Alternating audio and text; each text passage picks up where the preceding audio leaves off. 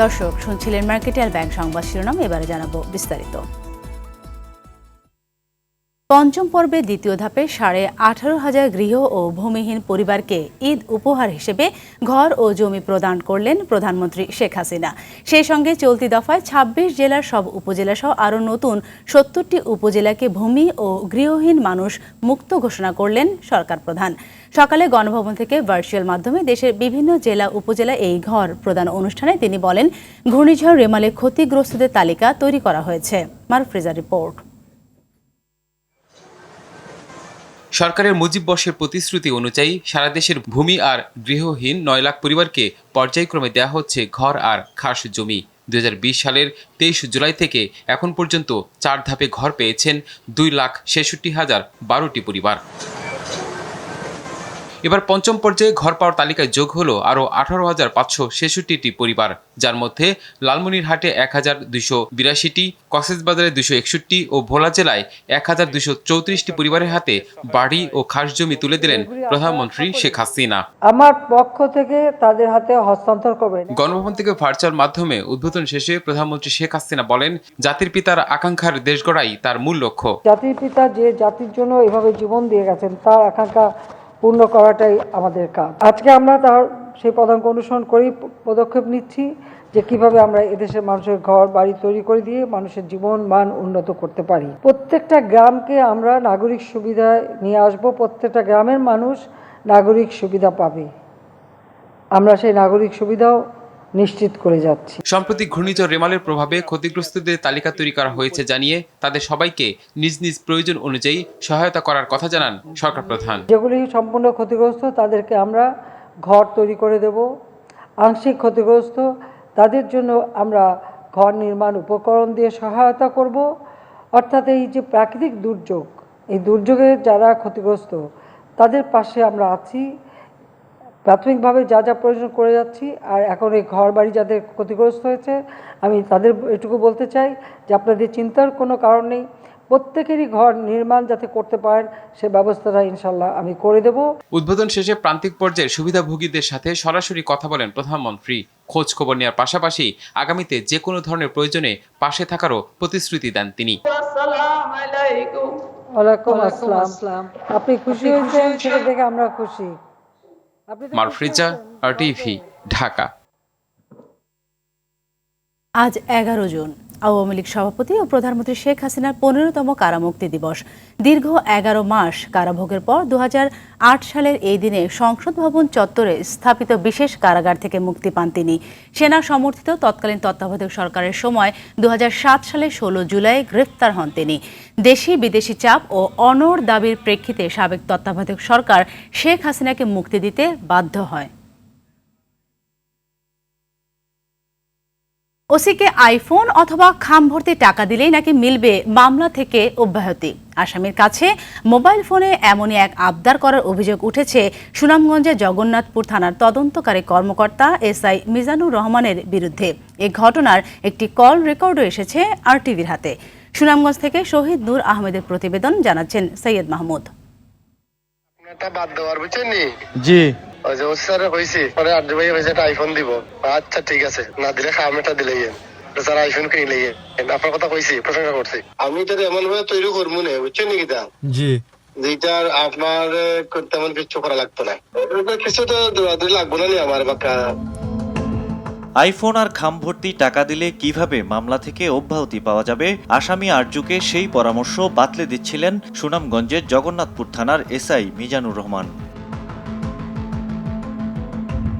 মামলার আসামি আরজু মিয়া চলতি বছরের শুরুতে যুক্তরাজ্য থেকে উপজেলার চিলাউড়া আশিঘর গ্রামে ছুটি কাটাতে আসেন। এর মধ্যে গত 21 মার্চ বিকেলে গ্রামের সংঘর্ষে বেশ কয়েকজন আহত হয়েছে বলে প্রবাসী আরজু সহ 6 জনকে আসামি করে জগন্নাথপুর থানায় গত 5 এপ্রিল মামলা করেন স্থানীয় বাসিন্দা শাহরিয়া সাকিব। তবে স্থানীয়রা বলছেন গ্রামে কোনো সংঘর্ষের ঘটনাই ঘটেনি। আমি জানি না এই ধরনের ঘটনা ঘটলে না জানতাম। আমার পার্শ্ববর্তী বাড়ি যে এই ধরনের ঘটনা আমরা কোনোদিন শুনছি না, নিত্য ঘটনা তো হইছে না। এই প্রবাসী হল দেশে শান্তি মান না, ও কিছু দুষ্কৃতি মানুষের লাগে। জামিনে থাকা আসামি আরজু মিয়ার অভিযোগ, মিথ্যা মামলা দিয়ে পুলিশ তাকে হয়রানি করছে, দাবি করছে খাম ভর্তি টাকা কিংবা আইফোন। মিথ্যা মামলার হয়রানির শিকার হয়েছি আমি। এই ব্যাপারে আমি দেশে এসে থানায় গেলে থানায় কর্মকর্তাগণ আমার কাছে ফোনে আইফোন, ফোনে টাকা এইসব দাবি করে। অভিযোগ নিয়ে জানতে চাইলে মামলার বাদী শাহরিয়ার সাকিব কথা বলতে রাজি হননি। এদিকে ঘুষের বিষয়ে জানতে চাইলে এসআই মিজানুর রহমান জানান কল রেকর্ডগুলো কৃত্রিমভাবে তৈরি করা। তবে থানার ওসি জানান তিনি কারো কাছে আইফোন দাবি করেননি। পুলিশের কেউ এতে জড়িত থাকলে তদন্ত করা হবে। কারণ আমিও তো তার জিজ্ঞাসা করছি, সে তো আমার কাছে অস্বীকার করছে। অবগত করছি এবং তার জিজ্ঞাসা করছি, আমি ব্যবস্থা নিতে স্যারের তদন্ত টিম করে দিচ্ছি সম্ভব। সৈয়দ মাহমুদ, RTV। গুলি করে সহকর্মীকে হত্যার দায়ে অভিযুক্ত কনস্টেবল কাউসার আলীর মানসিক স্বাস্থ্য নিয়ে পরস্পর বিরোধী তথ্য দিচ্ছে পরিবার ও পুলিশের ঊর্ধ্বতনরা। স্ত্রীর দাবি, পুলিশ বিভাগ থেকে পাবনার মানসিক হাসপাতালে কাউসারের চিকিৎসা করানো হয়, যদিও ডিএমপি বিষয়টি অস্বীকার করছে। তবে স্ত্রীর বক্তব্য সত্য হলে এই কনস্টেবলকে দায়িত্ব রাখা ব্যক্তিদের বিরুদ্ধেও ব্যবস্থা নেওয়ার কথা বলছেন বিশেষজ্ঞরা। বিস্তারিত সুমন তানভীরের রিপোর্ট। কুষ্টিয়া থেকে সহায়তা করেছেন শেখ হাসান বেলাল। সহকর্মীর বুক ঝাঁঝরা করে দিচ্ছে আরেক সহকর্মী। একটি দুটি নয়, একে একে করা হয় 38 রাউন্ড গুলি। শনিবার রাতে বুকে কাঁপন ধরা এমন ঘটনা শুধু পুলিশ বাহিনীতে নয়, দেশের ইতিহাসেও নজিরবিহীন। 35 সেকেন্ডের ভিডিও ফুটেজে দেখা যায় অনেকটা নির্বিঘ্ন মনে সহকর্মীর বুকে গুলি চালাচ্ছে কনস্টেবল কাউসার আলী। ঘটনার সময় কাউসারকে বেশ আত্মবিশ্বাসী মনে হয়েছে, যদিও পরিবার বলছে কাউসার মানসিকভাবে অসুস্থ। 2010 সালে পাবনার মানসিক হাসপাতালে খোদ ডিপার্টমেন্ট থেকেই তার চিকিৎসা করানো হয়। 2012 ও 2013 সালেও মানসিক রোগের চিকিৎসক দেখান তিনি। 10 সালে একবার পাবনায় খাটছে, তারপরে কত সালে এটি মনে নেয় 12 কি 13 সালে দুইবার এরকম মনে হয়েছে, আর ঢাকা শ্যামলীতেও 2বার ছিল। মানসিকভাবে অসুস্থ এমন একজন পুলিশ কনস্টেবলকে কূটনৈতিক পাড়ার মতো স্পর্শকাতর জায়গায় কিভাবে দায়িত্বে রাখা হলো, এমন প্রশ্নে ডিএমপি বলছে কাউসারের মানসিক অসুস্থতা নিয়ে কোনো রেকর্ড নেই ডিএমপিতে। 2018 সালের পরে কিন্তু তার আর কোনো সমস্যা দেখা যায়নি। আর দ্বিতীয় কথা হলো যে তার পরিবার থেকে কোনো রিপোর্ট করেনি। পুলিশ হাসপাতালে আমাদের একটা চিকিৎসা ব্যবস্থা আছে, চিকিৎসা বই আছে আলাদা, সেই জায়গাগুলোতে এগুলো উল্লেখ থাকার কথা। তো সে ধরনের কোনো কিছু নেই। বিষয়টি নিয়ে সচিবালয়েও কথা বলেন স্বরাষ্ট্রমন্ত্রী, জানান তার পারিবারিক বিষয়ে খোঁজ নেওয়া হচ্ছে। হয়তো তার পারিবারিক কোনো অসুবিধা থাকতে পারে, হয়তো অন্য কোনো কিছু থাকতে পারে। কাজেই এখনো আমরা সুনির্দিষ্টভাবে আমরা কিছু বলতে পারছি না। তবে স্ত্রীর দেওয়া তথ্যকে গুরুত্ব সহকারে দেখার তাগিদ দিয়েছেন বিশেষজ্ঞরা। অসুস্থতা কিংবা শারীরিক অসুস্থতা সব অন্য যে কোনো ধরনের জটিলতা যে কোনো মানুষের জীবনে সেটা পুলিশ সহ তৈরি হতে পারে, কিন্তু এটি তো তৈরি হলে তার যে একজন পুলিশ সদস্যের বা একজন সরকারি কর্মচারী হিসাবে তার যে প্রতি বছর যে এসিআর লেখা হয়, অ্যানুয়াল কনফিডেন্সিয়াল যে রিপোর্ট, সেখানে এই ব্যাপারগুলো উঠে আসবে।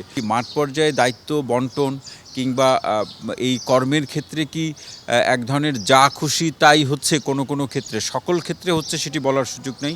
আগামী বুধবারের মধ্যে এ ঘটনার তদন্ত প্রতিবেদন জমা দিতে বলা হয়েছে তদন্ত কমিটিকে। সুমন তানভীর, RTV, ঢাকা। বেনজির আহমেদ সহ পুলিশের সদস্যদের অবৈধ সম্পদ অর্জনে পুলিশ বাহিনী বিব্রত কিনা সাংবাদিকদের এমন প্রশ্ন এড়িয়ে গেলেন আইজিপি চৌধুরী আব্দুল্লাহ আল মামুন। তবে দুর্নীতি করে পুলিশ বাহিনীতে কারো ছাড় পাওয়ার রেকর্ড নেই বলেও জানান তিনি। সকালে রাজারবাগ পুলিশ অডিটোরিয়ামে হাইওয়ে পুলিশের প্রতিষ্ঠা বার্ষিকীর অনুষ্ঠানে যোগ দিয়ে এসব মন্তব্য করেন আইজিপি। এ সময় সম্প্রতি সহকর্মীকে হত্যার দায়ে অভিযুক্ত পুলিশ সদস্য কাউসারের বিষয়েও কথা বলেন তিনি জানান তার মানসিক অসুস্থতার বিষয়ে ডিপার্টমেন্টের জানা থাকলেও চিকিৎসকরা তাকে সুস্থতার সনদ দেওয়ায় তাকে ডিউটিতে রাখা হয়েছিল। অনুষ্ঠানের প্রধান অতিথির বক্তব্য শেষে স্বরাষ্ট্রমন্ত্রী আসাদুজ্জামান খান কামালও পুলিশের মানসিক স্বাস্থ্য নিয়ে কথা বলেন। এ সময় আনার হত্যা নিয়েও সাংবাদিকদের প্রশ্নের উত্তর দেন তিনি।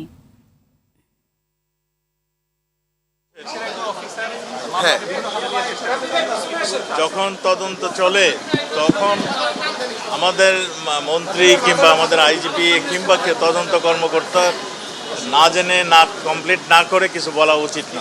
আমরাও মনে করি তদন্ত শেষ হলে এগুলো আমরা কথা বলবো। আমাদের পক্ষ থেকে কোনোদিন বলা হয় নাই যে চোরাচালানি কোনো রাজনীতি। আমরা সবসময় বলে আসছি এমপি আমাদের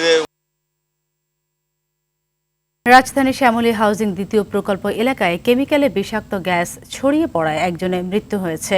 অসুস্থ হয়ে হাসপাতালে ভর্তি হয়েছে শতাধিক। গাবতলী মোহাম্মদপুর বেড়ি বাঁধ লাগোয়া শ্যামলী হাউজিং দ্বিতীয় প্রকল্প এলাকায় সকালের দিকে হঠাৎ এই বিষাক্ত গ্যাস ছড়িয়ে পড়ে। প্রত্যক্ষদর্শীরা জানান, ভাঙাড়ির দোকানে সিলিন্ডার ভাঙার চেষ্টা করলে পুরো এলাকায় গ্যাস ছড়িয়ে পড়ে। সেখান থেকে আশেপাশের লোকজন অসুস্থ হয় এবং এর মধ্যে একজন মারা যান। তার বাড়ি নোয়াখালী, তিনি চাচাতো ভাইয়ের বাসায় বেড়াতে এসেছিলেন। পুলিশ বলছে, আসল ঘটনা জানতে অনুসন্ধান করে ব্যবস্থা নেওয়া হবে। ভাঙাড়ি দোকানের মালিক কালু যে গ্যাসের সিলিন্ডার এটা ভাঙছিল, তো রাত ৩টার সময়, গভীর রাত্রে এটা ভাঙার সময় এই সিলিন্ডারের ভিতর থেকে একটা গ্যাস নির্গত হয় এবং এই গ্যাসের প্রভাবে স্থানীয় আশেপাশে যে সমস্ত বাসিন্দা ছিল, বেশ অনেক লোক, তারা অসুস্থ হয়ে পড়ে। কালুর ছেলেকে আমরা অ্যারেস্ট করতে সক্ষম হই। দর্শক, এই মুহূর্তে ঘটনাস্থলে আছেন সহকর্মী সাদিয়া কানিজ, সরাসরি যুক্ত হচ্ছে তার সাথে।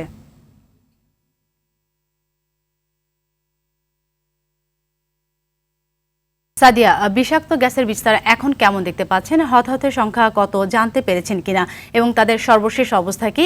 আরেকটি বিষয় বলবেন, এই বিষাক্ত গ্যাস নিঃসরণ বন্ধে স্থানীয় প্রশাসন কি তৎপরতা নিচ্ছে?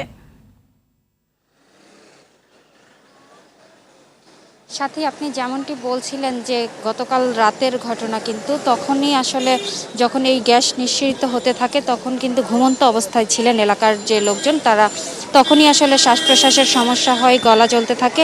এই অবস্থায় কিন্তু তারা যে যার মতো পেরেছে বিভিন্ন জায়গায় দূরে সরে যাওয়ার চেষ্টা করেছে এবং প্রচণ্ড অসুস্থ যখন বোধ করে অনেকেই, তখন তাদেরকে উদ্ধার করে এলাকার লোকজন আসলে হাসপাতালে ভর্তি করে।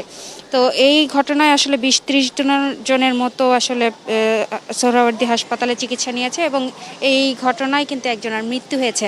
সাথে আপনাকে যদি একটু বলার চেষ্টা করি, এখানে যে আশেপাশে যে গাছগুলো ছিল সেই গাছের পাতাগুলো পর্যন্ত কিন্তু পুড়ে গেছে, এতটা বিষাক্ত ছিল এই কেমিক্যাল। আর খানিকক্ষণ আগেই আসলে এতক্ষণ অরক্ষিত অবস্থায় ছিল এই সিলিন্ডারটি, সেই সিলিন্ডার এখনও এখানে পড়েই আছে এবং খানিকক্ষণ আগে সিআইডির একটি বিশেষজ্ঞ দল এসেছে এখানে আলামত সংগ্রহের জন্য। তারাই আসলে পরীক্ষা নিরীক্ষা করে দেখছে আসলে কি ঘটনা হয়েছিল এবং এই যেহেতু যে সিলিন্ডারটি আছে সেটি অনেকটা পরিত্যক্ত, অনেকটা পুরনো, সেই সিলিন্ডারে আসলে ভেতরে কি ধরনের কেমিক্যাল ছিল এখন পর্যন্ত যেহেতু জানা যায়নি। সিআইডির যারা এসেছেন বিশেষজ্ঞ দল, তারা আসলে এসব আলামত সংগ্রহ করে আসলে পরীক্ষা নিরীক্ষা করার পরে আসলে জানা যাবে যে এর মধ্যে আসলে কি ছিল। এবং সিআইডির যারা এসেছেন তারা আমাদেরকে জানিয়েছেন যে তারা আলামত সংগ্রহের পরেই আমাদেরকে জানাবেন এবং পুলিশ বলেছে আসলে এই ঘটনায় যে বা যারা জড়িত এবং যেখান থেকে আসলে এই সিলিন্ডারটি নিয়ে আসা হয়েছে সেখানে আসলে তারা খোঁজ খবর করছেন এবং এই ঘটনায় একজনকে গ্রেফতার করা হয়েছে। যে ভাঙাড়ির দোকান ছিল, সেই যেই দোকানেরই আসলে এই সিলিন্ডারটি, সেই দোকানের একজনকে গ্রেফতার করেছে পুলিশ।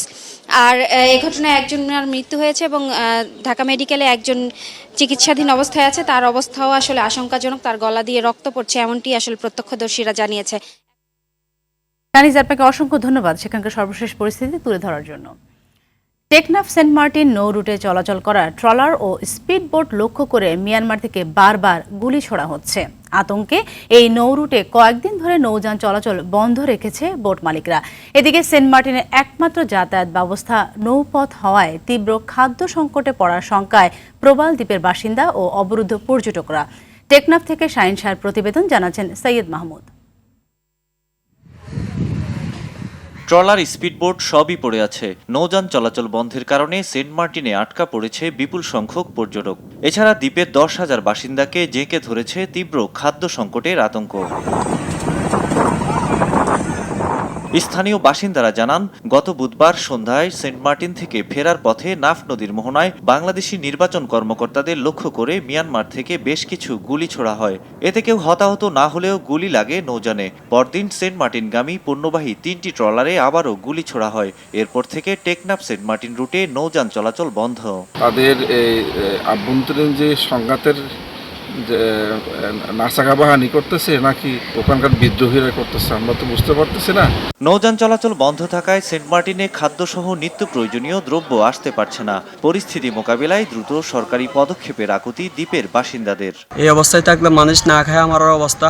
যার বইয়ে কোনো ট্রলার এপার থেকে ওপার যাচ্ছে না, সেপার থেকে এপার আসতে পারছে না। আমরা চাই সরকারের দ্রুতগতিতে যে সমস্যাটা, এই সমস্যার সমাধান করা। এদিকে সমস্যা সমাধানে বিকল্প পথে পণ্য পরিবহন সহ নানা উদ্যোগের কথা জানালেন এই কর্মকর্তা।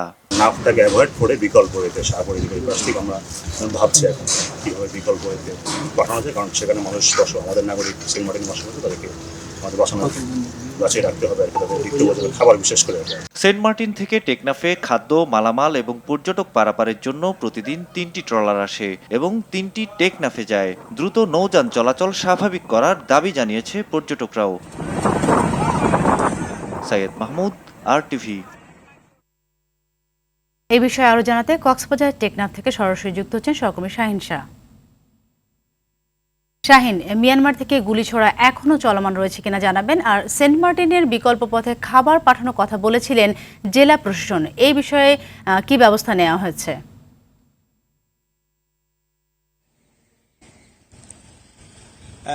সাথী, আপনি যেমনটি বলছিলেন, আসলে গত 5 জুন থেকে কিন্তু বারংবার যে মিয়ানমারের দুষ্কৃতকারীরা এই পারে গুলি ছুটছে, বিশেষ করে টেকনাফ এবং সেন্ট মার্টিন যে নৌ রুট রয়েছে সেই নৌ রুটে কিন্তু বারংবার গুলি ছোড়ার কারণে যে মিয়ানমার সেন্ট মার্টিন এবং যে টেকনাফ নৌ রুট রয়েছে সেখানে কিন্তু জাহাজ চলাচল, ট্রলার চলাচল, বুট চলাচল সব ধরনের নৌযান বন্ধ রয়েছে। এর প্রেক্ষিতে আজকেও কিন্তু আবারও গুলি ছোড়ার ঘটনা ঘটেছে। আমি সেখানকার একজন স্পিডবোট যাত্রী যিনি মোহাম্মদ শাহিন এবং স্পিডবোট মালিকের সাথে আমার কথা হয়েছে, মোহাম্মদ কুরশেদ আলমের সাথে। তিনি জানিয়েছেন সকাল 11:30টার দিকে যখন টেকনাফ হয়ে সেন্ট মার্টিনের উদ্দেশ্যে ঘাট ছেড়েন একটি স্পিডবোট, সেখানে 5 জন যাত্রী ছিল, ওখানে বেশিরভাগ কিন্তু রুগী ছিল। তারা চিকিৎসা শেষে সেন্ট মার্টিনের উদ্দেশ্যে রওনা করেছিলেন। ঠিক সেই মুহূর্তে যখন গোলাছড় নামক একটি এলাকায় পৌঁছায় স্পিডবোটবাহী বুটটি, তখন কিন্তু মিয়ানমারের ওপার থেকে এই ট্রলার যুগে দুষ্কৃতকারী দল গুলি ছুটতে ছুটতে বাংলাদেশের ভূখণ্ডে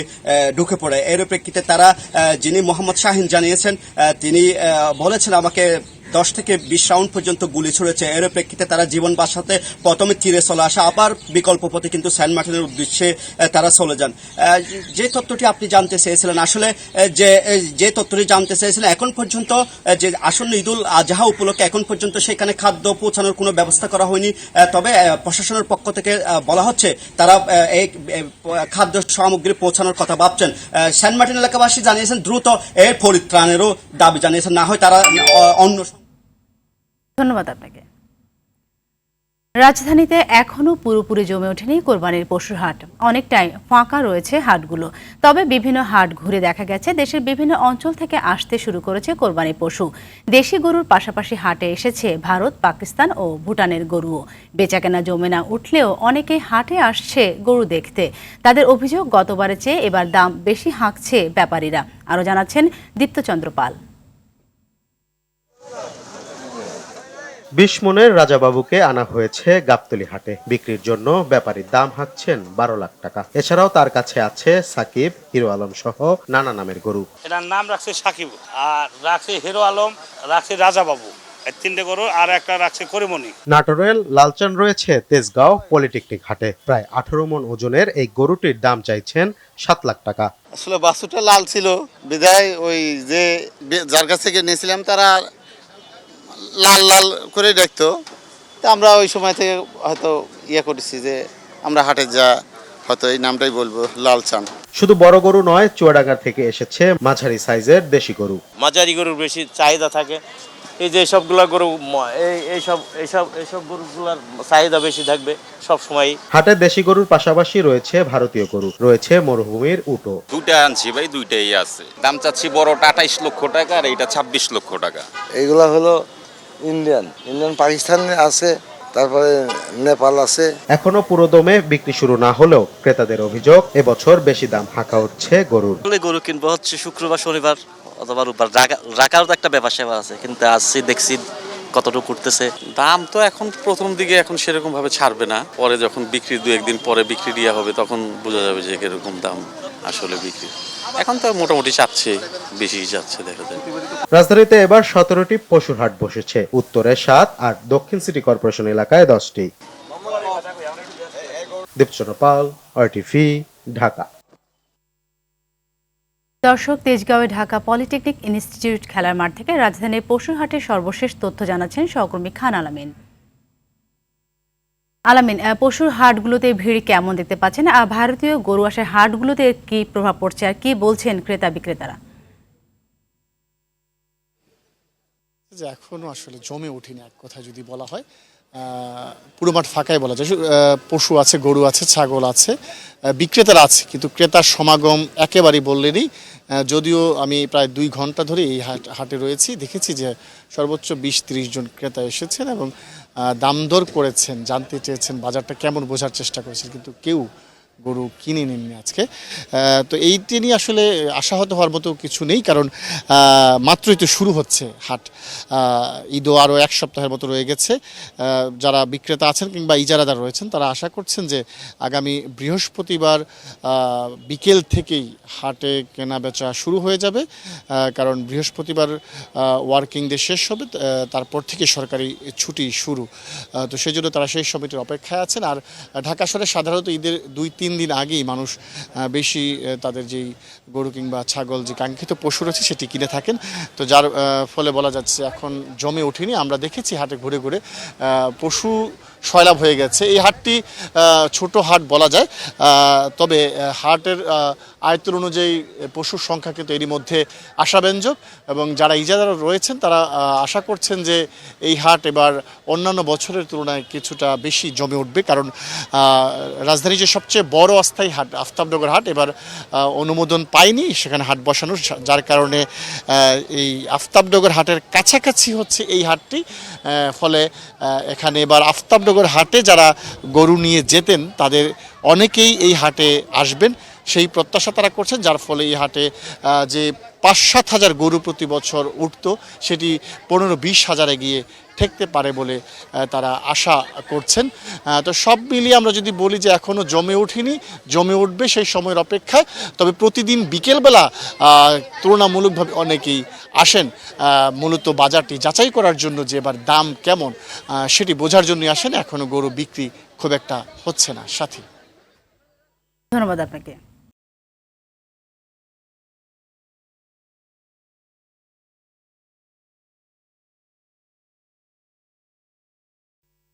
ন্যাশনাল লাইফ ইন্স্যুরেন্স আন্তর্জাতিক সংবাদ। জাতিসংঘের নিরাপত্তা পরিষদে প্রথমবারের মতো গাজায় স্থায়ী যুদ্ধবিরতির প্রস্তাব পাশ হয়েছে।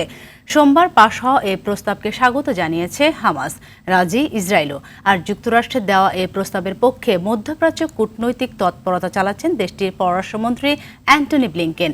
এর মধ্যে গাজায় অভিযান অব্যাহত রেখেছে ইসরায়েল।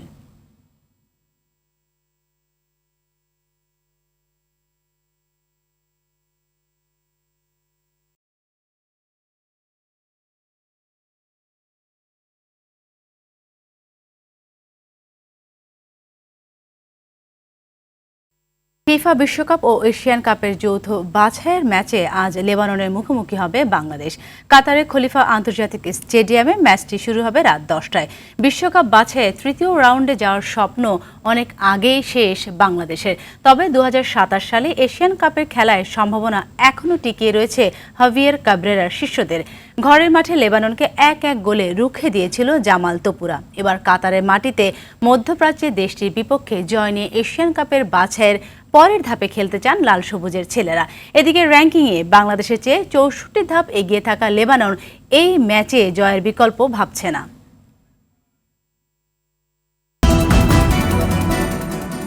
দুপুরের সংবাদ এই পর্যন্ত। সবশেষ সংবাদ জানতে যে কোনো মোবাইল ফোন থেকে 24141 নম্বরে ডায়াল করুন।